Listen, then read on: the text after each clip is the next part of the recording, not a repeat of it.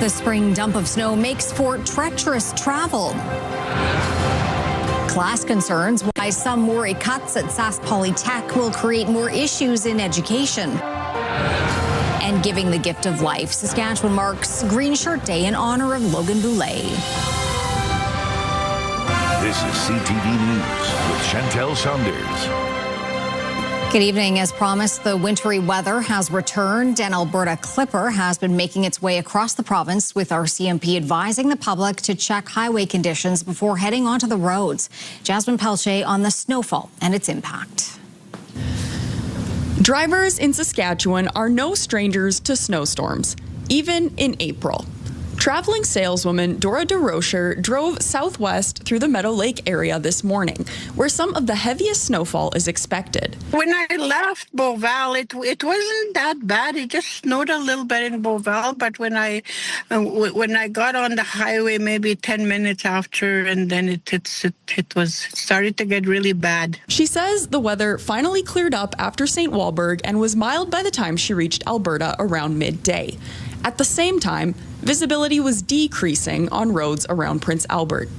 Environment Canada says Northwest and Central Saskatchewan will bear the brunt of the storm, but the end is in sight. Things are going to taper off from west to east beginning overnight tonight and then over the course of the morning, Wednesday morning in the southeast. Environment Canada says that due to warmer temperatures Thursday and onward, the snow isn't expected to stick around too long, especially in the south half of the province. Even in so far north as I'd say, the Yellowhead, the snowpack has been eaten away quite significantly. And with that warm up, I would expect over the next 2-3 days after the system, snow will be melted.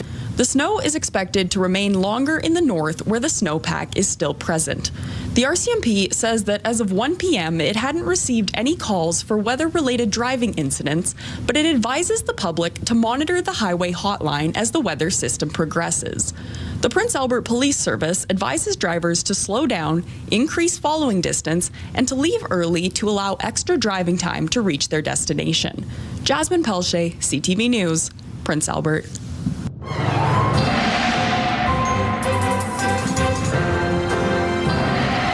Well, Jeff, the road's definitely not great out there tonight, and it's expected to be that way for a bit. We are expecting these conditions to continue as we make our way into the overnight period, and then eventually, Chantel, we will get to a point where roads will be a little clearer, but we are dealing with quite the mess right now, and it's not as though it's a surprise. It wasn't. We talked about it, and still the heaviest snow we do anticipate being in east central Saskatchewan into parts of Manitoba, but still many parts of the province, well, I hope you didn't put your shovel away. That's all I'll say. Unions representing staff at Saskatchewan Polytechnic are raising concern over the suspension of several programs ahead of the next academic school year. CTV's Stacey Hine now with the worry and the response from the post-secondary institution. More than 30 programs at Saskatchewan Polytechnic are undergoing changes, most being suspended ahead of the next academic year. Unions representing staff at the post-secondary say these changes could worsen workforce shortages across the province. Some of those programs service many industries across the province and will no longer be available within the province. We are at an all-time recruitment, retention, staffing crisis in this province.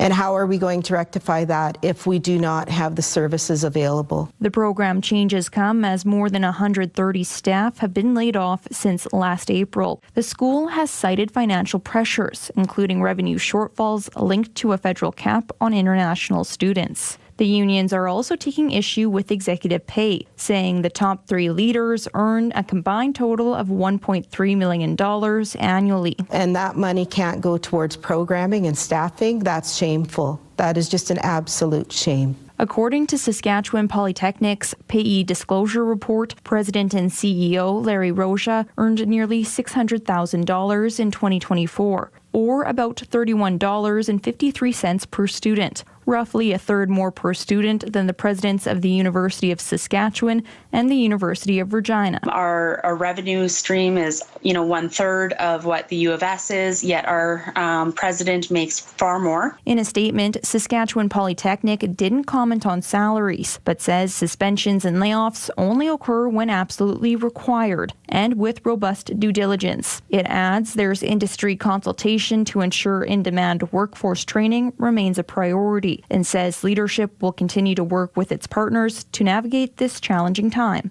Stacey Hine, CTV News, Saskatoon. Police are investigating the death of a man who died in Saskatoon after being assaulted in Prince Albert. The 50-year-old died of injuries he suffered during a fight with someone he knew at a home on 17th Street West the evening of March 29th. The victim was taken to Victoria Hospital in Prince Albert as he was bleeding from the nose and mouth, but left before being seen by a doctor.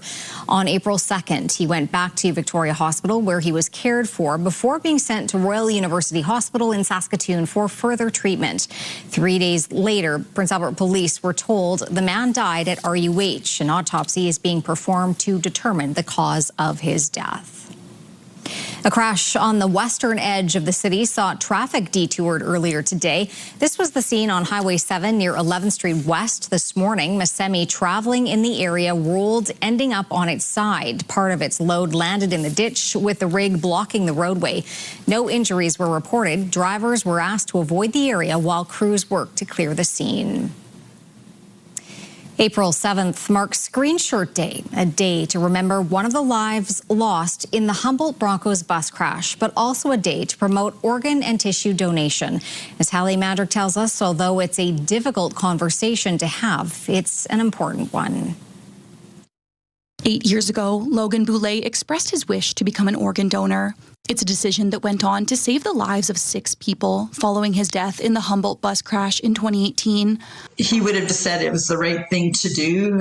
He's not going to need his healthy organs where he was going. And so by being able to donate has made an impact on so many.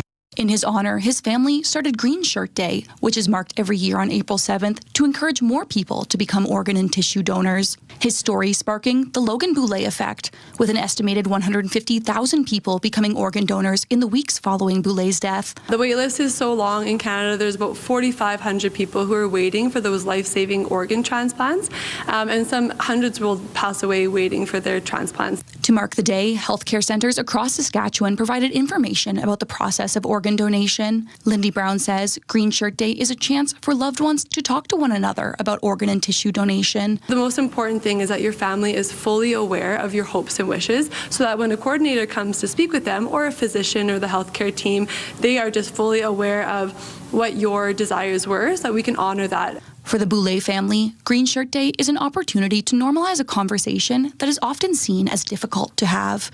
Our hope is that we can create a new culture where people talk about organ and tissue donation, and it's not like a subject that's taboo or it's daunting, but it becomes more of an everyday topic that people just talk about. The number of people in Canada who signed up to donate following Logan Boulay's death is considered the largest bump in Canadian history. Anyone looking to register to be an organ donor in Saskatchewan can do so online at givelifesask.ca. And again, people are reminded to discuss their intentions with their families. Hallie Mandrick, CTV News, Saskatoon. As scams have become more sophisticated with artificial intelligence, experts say protecting your money comes down to small habits that can make a big difference, especially when it comes to e-transfers. CTV's Laura Woodward now on the advice that can keep your money out of the wrong hands.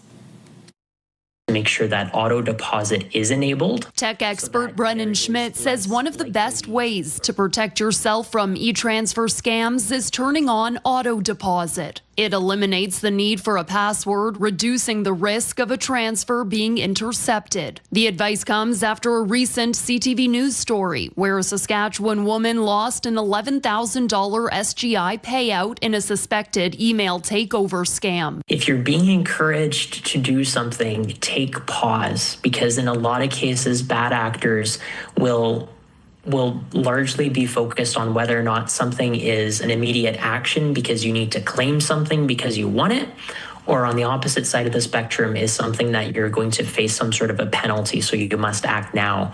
Just take a second, think through it. Jennifer Quaid, the executive director of the Canadian Cyber Threat Exchange, says always verify email addresses. In the email takeover scam, the e-transfer looked like it came from SGI, but was really from senderoffice811@gmail.com. Or it'll be something that might be close to what you were expecting, but they've changed one letter, or they've used a small L instead of a capital I. Canadians lost more than $704 million to fraud last year, but that may only be a fraction of the real figure, with just 5 to 10% of cases believed to be reported. Quaid says many victims stay silent, often out of shame. And I think that's on us. I think we as a society need to normalize this happening to really smart people. Talking about fraud not only helps others to stay vigilant, but reporting it can help authorities track trends and properly direct resources to stop scammers. Laura Woodward, CTV News, Saskatoon.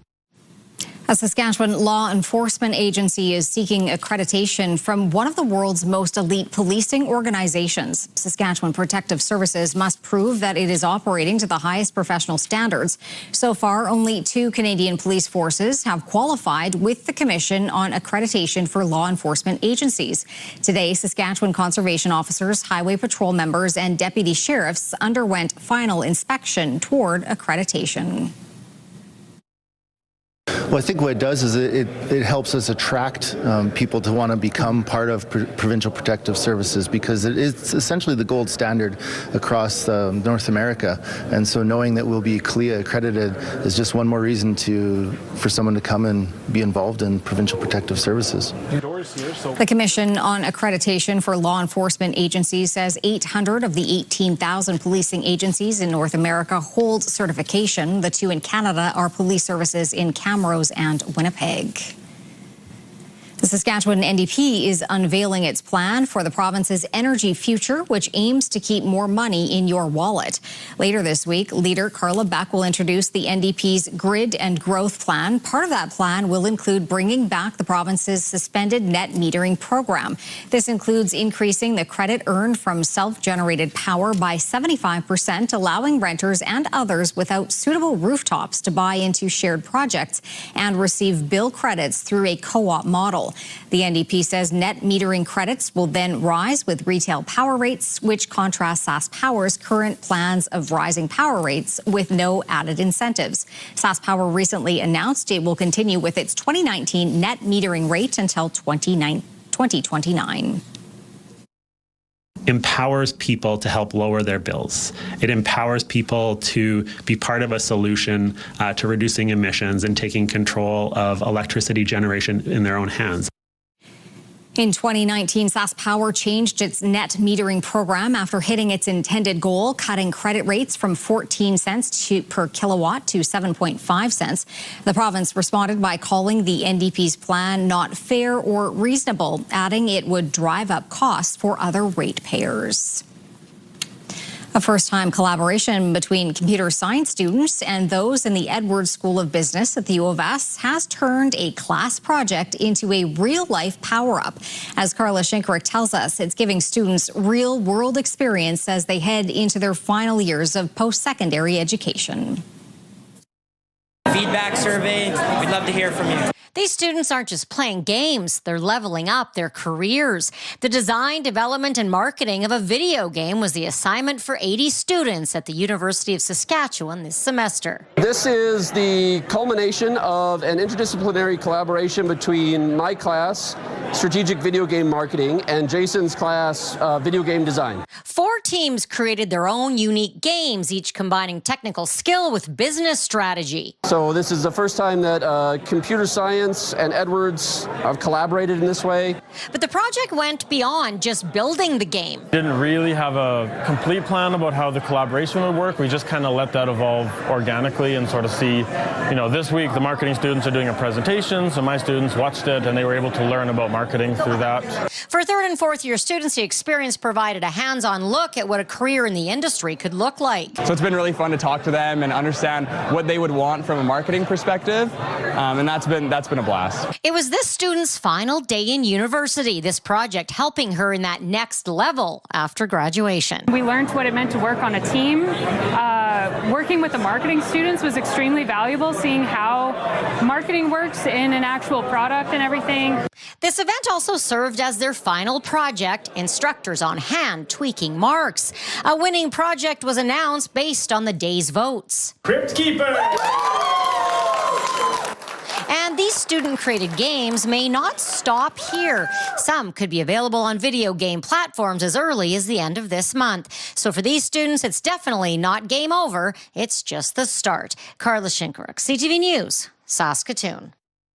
Students at Saskatchewan Polytechnic were under pressure today, showing off their cooking skills. The Prairie Fire Culinary Challenge put some top chefs to the test with a black box challenge. Competitors learned what secret ingredient would be needed for their entry. Then they spent time planning out their signature dish.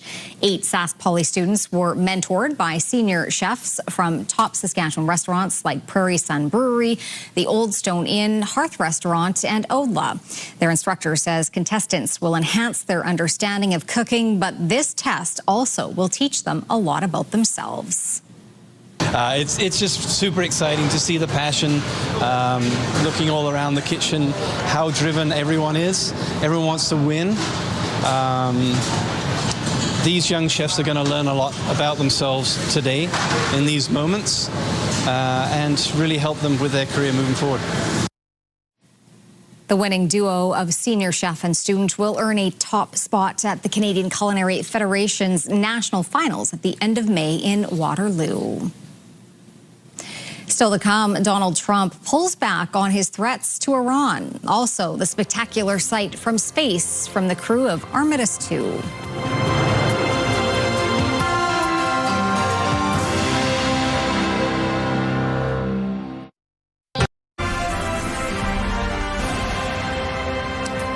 You're watching CTV News live from downtown Saskatoon. Thanks for staying with us tonight. New developments from Washington tonight. U.S. President Donald Trump has agreed to a 2-week ceasefire with Iran if it also agrees to stop attacking its neighbors and reopens the Strait of Hormuz. Intense negotiations have been underway all day after Trump said a whole civilization would die tonight, never to be brought back again. The U.S. and Israel launched new strikes against Iran earlier today, hitting military targets on Karg Island, though no oil facilities were struck. The critical shipping route held hostage by Iran, the Strait of Hormuz, has been closed for weeks. Trump ramped up his rhetoric over the weekend, but backed down about an hour ago, pulling back on his threats to widen attacks in Iran to include an array of bridges, power plants, and other civilian targets. Striking civilian targets is considered a war crime under the Geneva Convention. Meanwhile, the United States doesn't expect negotiations on the Canada-U.S.-Mexico trade agreement to be resolved by the agreed-upon date this summer. We want to resolve as much as we can. We've worked really closely with the Mexicans over the past year. They've resolved a lot of issues. The Canadians, we have some issues with them that haven't been resolved yet. Jameson Greer was speaking at an event put on by a Washington think tank on July 1st. The 3 countries need to say whether they want to renew the agreement, withdraw from it, or continue negotiations. Canadian Jeremy Hansen and his Artemis II crewmates are heading home. Their Orion spacecraft exited the lunar sphere of influence this afternoon, leaving the moon's gravitational pull behind.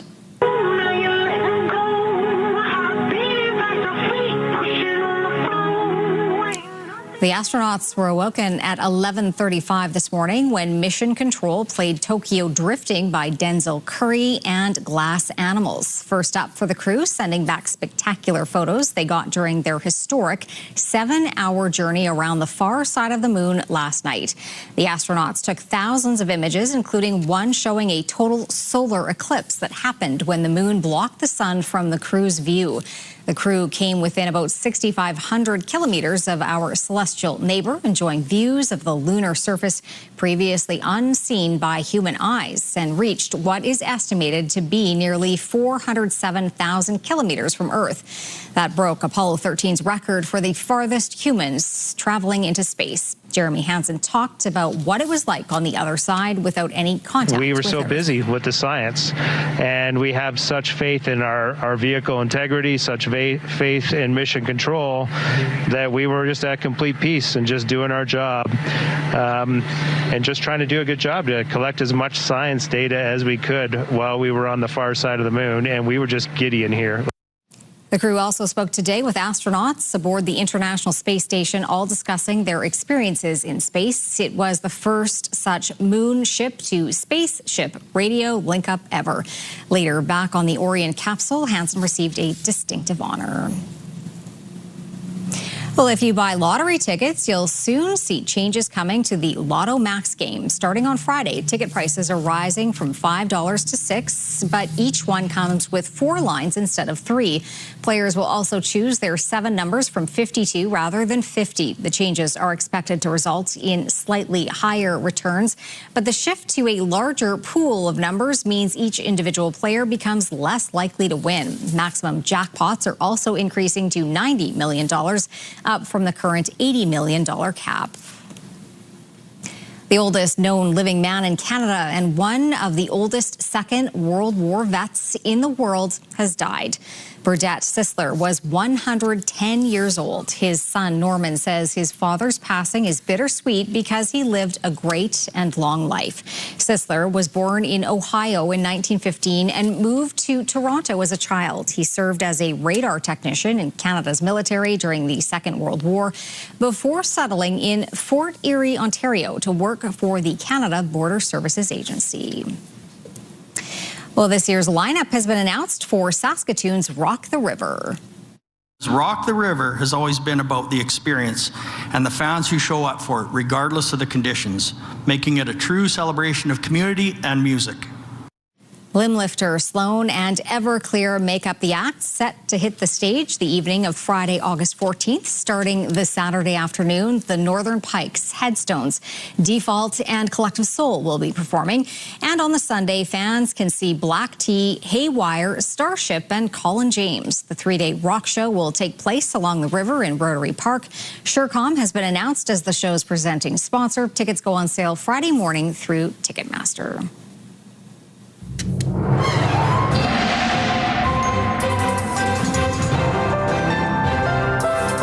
My name is Marie-Ève Fontaine. I am the artist behind a show that is called Cet été qui chantait, The Summer That Sang, that's based on a book by Gabriel Roy. It is a show that celebrates the beauty of nature. It celebrates slowness.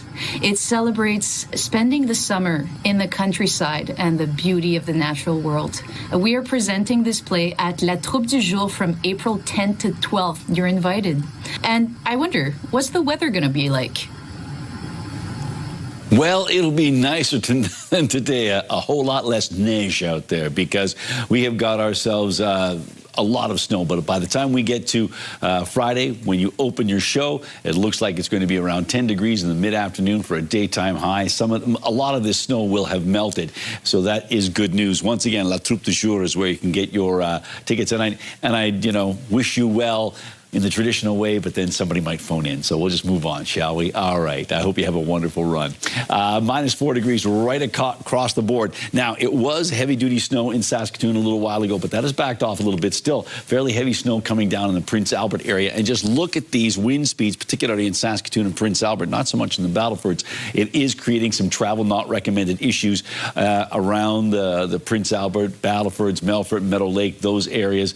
Saskatoon's Almanac, 2 degrees.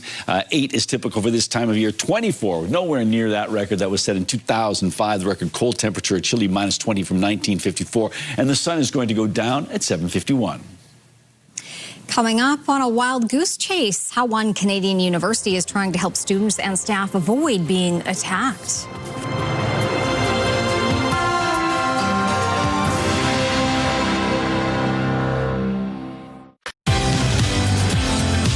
It's It's just about time to cast a line. Wednesday on Your Morning, fishing expert Jason Madity on how to reel in the big one from shore and soon from your boat. Okay, well, the live lens of SnowCam, we've got ourselves a lot of snow falling right now. It has backed off a little bit in terms of intensity, but just by a little bit. Of course, it is still quite windy. Definitely time to check the highway hotline if you're planning on going out and about. The best strategy might be to stay put.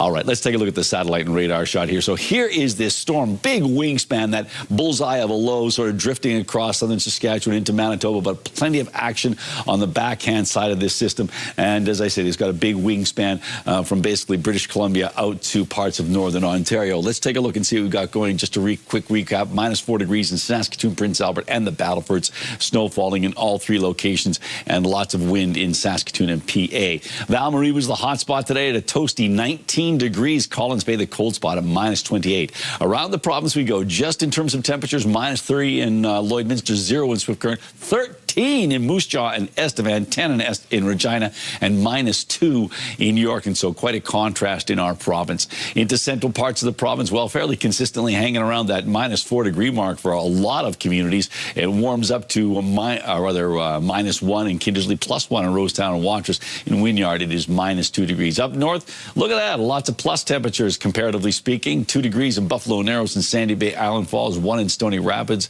and South End, 0 in Key Lake and LaRange. And down south, still some double-digit temperatures there. You can see that in Weyburn and Carlisle, both at 13 degrees. It cools off to -2 in Melville. It's 2 on the plus side in Leader and 1 in East End.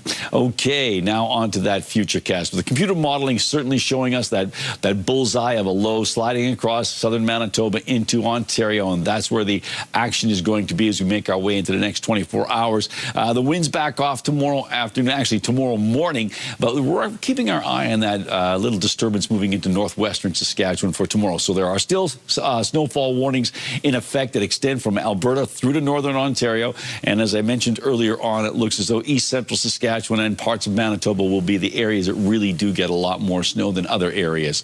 Cloudy or mainly cloudy skies in northern Saskatchewan tomorrow with temperatures hovering around 2 degrees. Pretty much the same temperature pattern and sky conditions for west central Saskatchewan on Wednesday. A little bit warmer, but just a little bit. That's in Maple Creek and Leader. Otherwise, basically around 2 degrees with cloudy or mainly cloudy skies. A little cooler, but only by a little bit. -1 in Yorkton and Regina tomorrow. Both cities expecting a little bit of flurry activity. 1 in Moose Jaw with cloudy skies and a possibility of some flurries in Estevan, and 0. And temperatures of -2 or -3 in Melfort, Watrous, and Humboldt. +2 in Hudson Bay. All these locations dealing with mainly cloudy skies. Cloudy conditions in Melfort with some morning fog to deal with. 5 to 10 additional centimeters of snow for the Battlefords tonight, dropping down to -6. Mainly cloudy skies tomorrow with 1 as a high. The winds back off. Then warming up to 14 by Saturday, but then cooling off again. A chance of showers on Sunday and just 1 for a high on Monday. Prince Albert's overnight temperature -8 with 10 to 15 centimeters of snow, extra snow. Windy conditions. The winds back off tomorrow. 1 degree for a high, getting up to 9 by Saturday, and then dropping down to -2 by Monday. And Saskatoon, snowy and windy. Wind gust up to 50 clicks. Another 5 to 10 centimeters of snow. So yeah, shoveling is going to be in order. -1, winds out of the north at 30, and then backing off to before noon tomorrow. 5 on Thursday, 10 on Friday, 14 on Saturday, but then dropping down to -1 by Monday.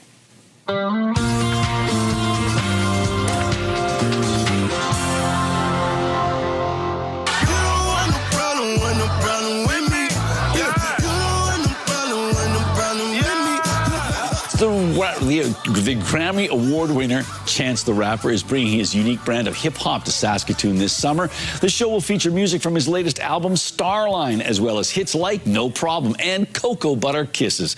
Chance the Rapper will take to the stage of SaskTel Center on Sunday, July 12th at 7:30. CBS is saying it is replacing the Late Show time slot with the series Comics Unleashed with Byron Allen. Since it's a half-hour show, Comics Unleashed will air 2 back-to-back episodes each night. The 12:35 a.m. slot will be filled by the game show Funny You Should Ask, created by Byron Allen and hosted by John Kelly. The programming move comes less than a year after CBS announced it would end Stephen Colbert's Late Show, which airs its final episode on May 21st. The Late Show debuted in 1990 1993, hosted by David Letterman, with Colbert taking over in 2015. And pre-sale tickets for Celine Dion's upcoming shows in Paris has started. Fans who have been selected should receive an email confirmation. Those who missed out will be on the wait list.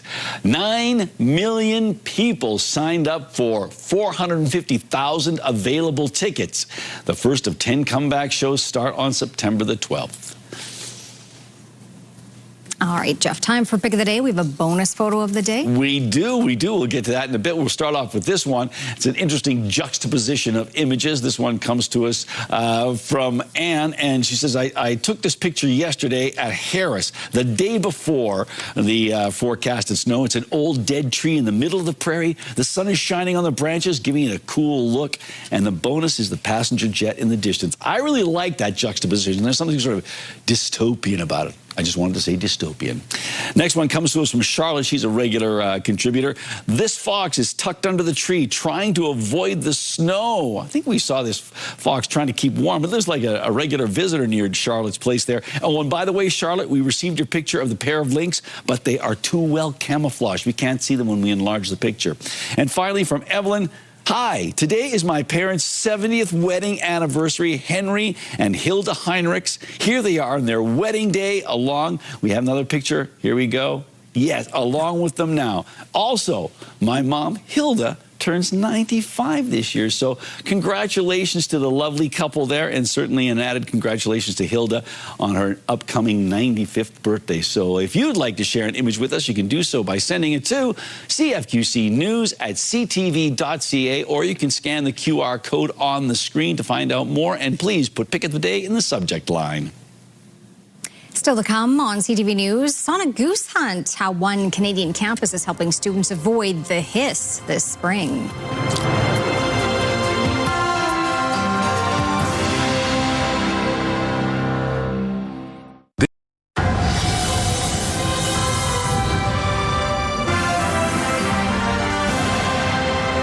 As the weather warms up, geese can get aggressive. It all comes as they battle for space during nesting season. Now, a new interactive map is helping students in Waterloo, Ontario, avoid the geese taking up residence on campus. CTV's Karis Map has the details. Warmer weather means nesting season for Canada geese, a time of year when they're known to be aggressive. Honestly, I love the geese. I think they're a great part of the campus atmosphere. I think they're really cute. They're really goofy little guys. While some don't mind, others have stories about the animals getting a little too close for comfort. I was walking towards school, and a goose, I guess, was protecting its mate, and she was, I think, laying an egg or eating or something, and it proceeded to start wandering around it, started coming towards me and hissed at me, actually, and then started chasing after me. Encounters like this aren't new. It was almost a year ago when aggressive geese had some students in Uptown Waterloo afraid to leave their homes. And just last week, this scene in a coffee shop on the Laurier campus. It's believed the goose had wandered in through a sliding door. A new interactive map is aiming to give the birds a little more space. It's called Waterloo.com. Launched last month, it uses AI technology to map out geese sightings and a color-coded advisory system based on their perceived aggression level. It'll even suggest the safest route to take to try to avoid them altogether. I've lived in Winnipeg, I've lived in Richmond Hill, Newmarket, Toronto. I've never seen this many geese in one area. The website's developer told CTV News he built the map because the goose problem is funny until you're the one getting chased, noting that nesting season genuinely changes how students on campus move around. Yeah, I've heard about it. I would have loved that in the beginning of the year, so I knew where to avoid, where not to go. Yeah. Because I'm really scared. If it's just so people know which nesting sites to avoid, that sounds like a good idea so that they can avoid disturbing the geese. Hoping that a little technology can help keep the peace with the geese.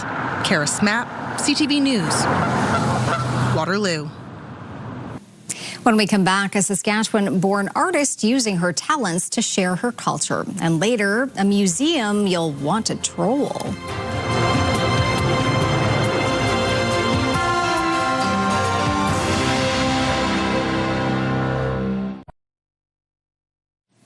Welcome back for the rural forecast. Before we get to what's happening tomorrow, we'll deal with the here and now, just to let our viewers know that in Prince Albert, the transit system has been shut down by the snow, so there is no transit public transit available right now in Prince Albert. So keep that in mind if you were planning on catching the bus in PA. 2 degrees tomorrow for Meadow Lake. A lot of places not dealing with snow tomorrow, and that's certainly true of Meadow Lake and Lloydminster and Spiritwood and Watrous and Outlook, but it's not out of the neck of the woods, out of the province completely, because as you can see, in Wynyard, they're still anticipating some of that lingering snow, -3 for a high tomorrow, and then down south, yes, still some snow towards the eastern side of the province. Towards the west, cloudy conditions and temperatures on the plus side, a little cooler, not by a lot, but still cooler, still not exactly the kind of temperatures we would have this time of year typically. Vibank looking at -2 degrees tomorrow, winds out of the northwest 40, gusting to 60. It will eventually back off later in the afternoon, but it looks like a windy and still a bit of snow there in Vibank. And Vibank is one of the places where internet plans of up to 1 gig are available from SaskTel.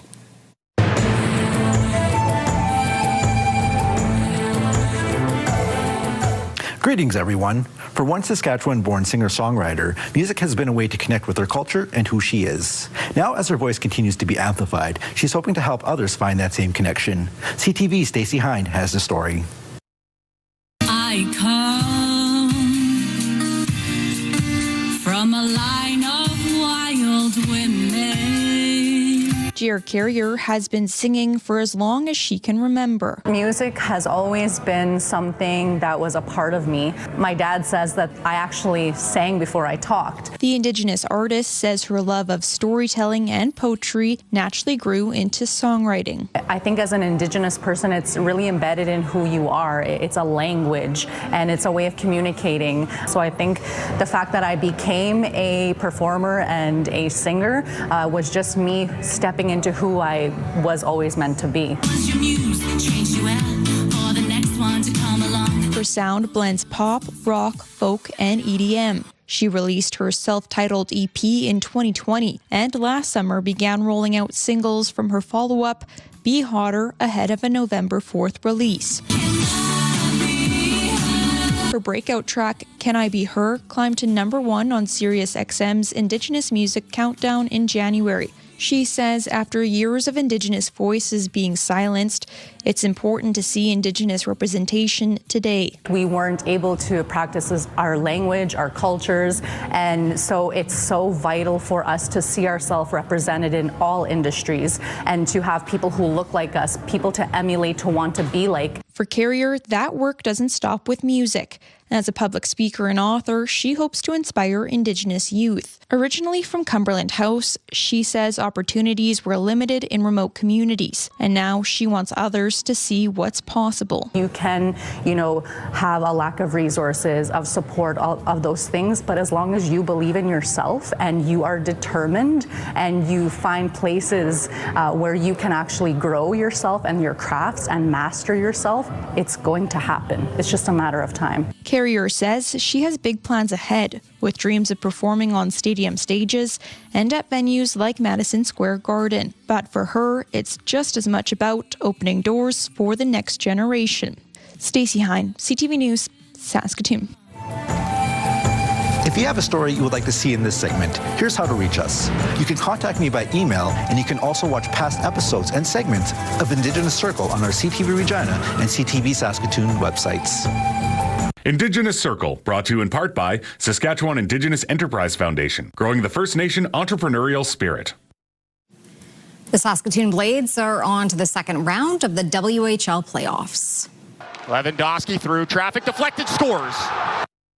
Rowan Calvert scoring the overtime winner. The Blades win their first Game 7 on the road in franchise history. Now it's Saskatoon against the Raiders in the Eastern Conference semifinal.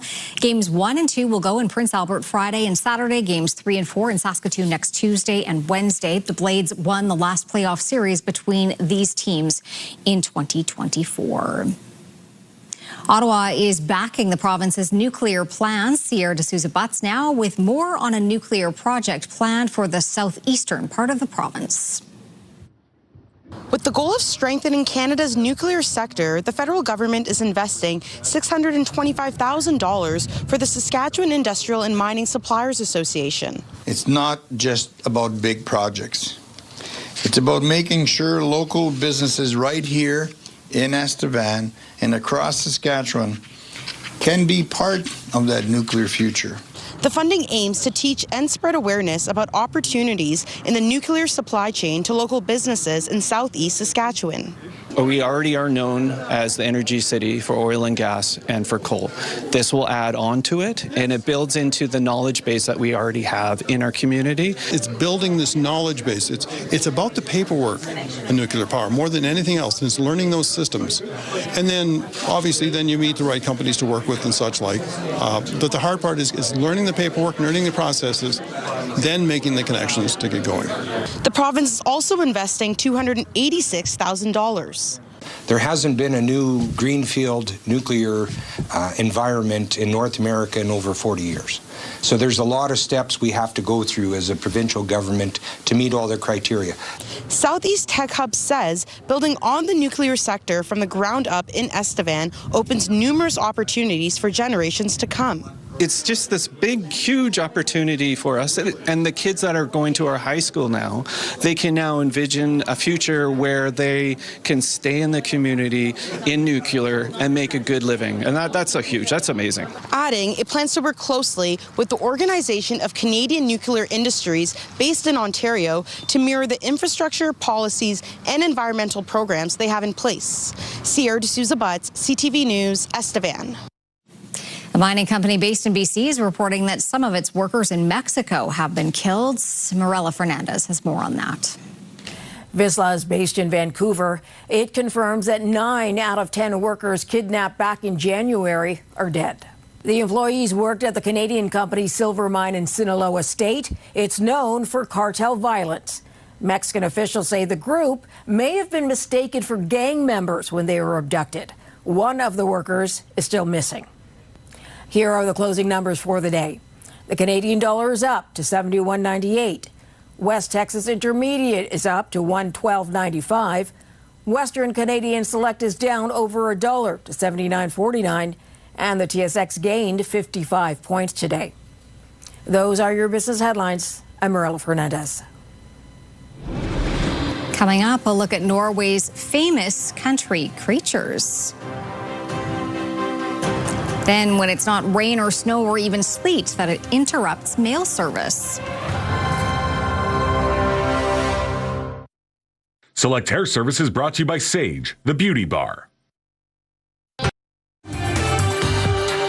Stay with us. We've got another full night of great shows for you right here tonight on CTV. Well, a troll museum in Norway is giving visitors a new way to see the country's famous creatures. The museum is about Norse folklore, primarily trolls, because trolls are one of the most important parts of Norwegian folklore. They're combining Norway's national folklore with augmented reality technology to bring trolls to life. Trolls are said to live in caves or hills in Scandinavia, and in some cases, even in the depths of the sea. These trolls are part of a new exhibition as the museum plans to expand and open a new hall focusing on the local folklore of northern Norway. So, all right. Interesting. And everybody gets a free sample of lutefisk. Oh, yeah. kids, we're getting lutefisk and it's free. All right. Well, earlier we talked about being chased by geese. Well, some people in Wisconsin are getting their feathers ruffled by turkeys. Usually they leave us alone, but according to my mailman who won't deliver my mail anymore, they're too much to handle. People in one neighborhood say they are not getting their mail every day because of these wild turkeys attacking the mail carriers. Some people consider them kind of like neighborhood pets, but others just think they're a pain. Everyone's hoping the turkeys move on soon so they don't have to keep going to the post office to get their mail. So. Hey. I think wild turkeys are great. Well, actually, wild turkey, and it comes in a bottle. Mm-hmm. I figured you were going there somewhere. Yeah. 101 proof. Anyhow, let's move on to these temperatures because tomorrow things will start to settle down a little bit, but not warm up. -5 at 9 a.m., -4 by noon, and -10 by 5 o'clock. But Warmth is coming, right? Sure. Thanks for watching. Have a good night.